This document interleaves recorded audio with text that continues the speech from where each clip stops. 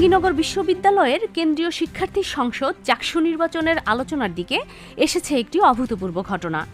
সাধারণভাবে ছাত্র রাজনীতিতে বহুবার দেখা গেছে যে প্রধান অবস্থানগুলি রাজনৈতিক সংগঠনসমূহের নিয়ন্ত্রণে থাকে, কিন্তু এবার ভিপি পদে দায়িত্ব নতুনভাবে নিয়েছে স্বতন্ত্র প্যানেলের প্রার্থী আব্দুর রশিদ জিতু, যিনি ছাত্র শিবির সমর্থিত প্যানেলগুলিকে পেছনে ফেলে জয়লাভ করেছেন। এই জয় শুধু একটি নির্বাচনের ফল নয়, এটি পুরো ধারা ভেঙে নতুন সম্ভাবনার প্রতীক হিসাবেও দেখা হচ্ছে। পুরো নাম আব্দুর রশিদ জিতু। স্বতন্ত্র শিক্ষার্থী সম্মিলন প্যানেলের প্রার্থী হিসাবে জাকসু ভিপি পদে নির্বাচিত হয়েছিলেন। তিনি তুলনামূলক সাহিত্য ও সংস্কৃতি ইনস্টিটিউটের ৪৭তম ব্যাচের শিক্ষার্থী। রাজনীতিতে জিতুর পথচলা শুরু হয় মূলত কোটা সংস্কার আন্দোলন ও কোটা সংস্কার আন্দোলনের পূর্ব পর্বে। তাকে ছাত্রলীগের রাজনীতির সঙ্গে যুক্ত থাকার ইতিহাস আছে, কিন্তু আন্দোলন পর্বে তার সক্রিয় ভূমিকা বেশি চোখে পড়ে। আন্দোলন এবং ছাত্রছাত্রীদের স্বার্থে কাজ করায়, বিশেষ করে জুলাই আন্দোলন ও তার পরবর্তী সময়গুলোতে জিতু বেশ জনপ্রিয়তা অর্জন করেন।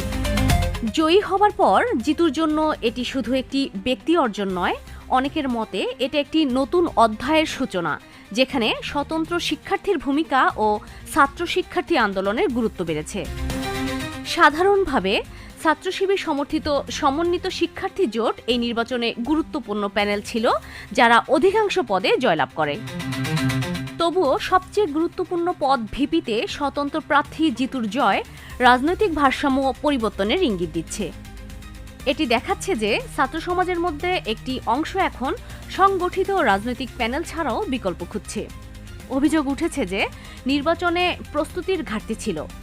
নির্বাচনী সময়সূচি ও গণনায় অপটিক্যাল মেশিনের পরিবর্তে হাতে গণনা করা হয়েছে। প্রচুর সময় নষ্ট হয়েছে। নির্বাচন কমিশনের সদস্য ও শিক্ষকদের মধ্যে মতবিরোধ হয়েছে।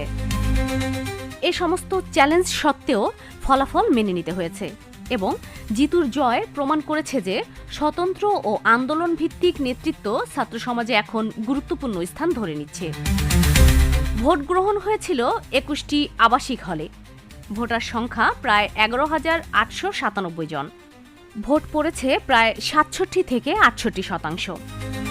মোট ১৭৭ জন প্রার্থী লড়েছেন ২৫টি পদে। বিভিন্ন প্যানেল অংশ নিয়েছে, যেমন ছাত্র শিবির সমর্থিত প্যানেল, সমন্বিত শিক্ষার্থী জোট, গণতান্ত্রিক ছাত্র সংসদ সমর্থিত শিক্ষার্থী ঐক্য ফোরাম এবং স্বতন্ত্র প্রার্থীরা। ভোট গ্রহণ ও গণনায় বেশ কিছু অপ্রস্তুতি ও অভিযোগ উঠেছে। ভোট গ্রহণে সময় সাপেক্ষতা, অতিরিক্ত বিলম্ব, হাতে গণনা করার সিদ্ধান্ত এবং নির্বাচন কমিশনের কিছু সদস্যের পদত্যাগ। জাকসু ডেস্ক, মাকসুদা মাসুদ, দোয়েল নিউজ।